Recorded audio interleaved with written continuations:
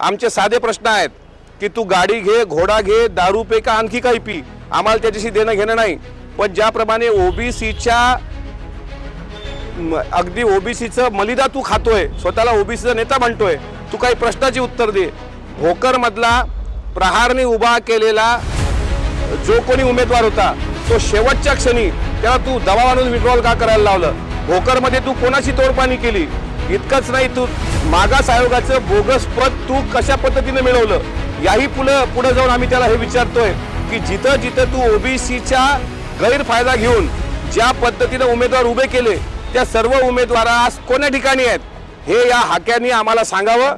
आमचे अट्टेकुट्टे काढू नको किंवा आम्हाला खालच्या पातळीवर बोलत असताना त्यांनी स्वतःचं आत्मचिंतन करावं।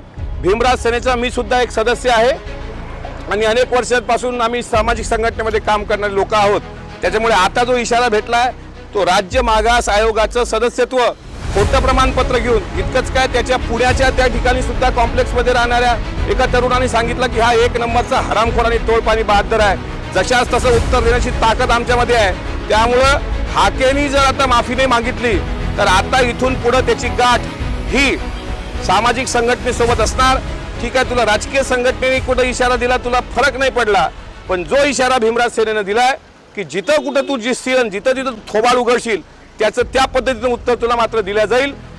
24 तासाच्या आत त्यांनी राज्याची माफी मागावी आणि इतकंच नाही तर त्यांनी ओबीसी आणि मराठा वाद लावण्याचं पाप करू नये। हा डाव उधळण्याकरता डॉक्टर बाबासाहेब आंबेडकरांना मानणारा हा सर्व समूह, सर्व 18 पगड जातीतले आम्ही लोक एकत्र आलेलो आहोत।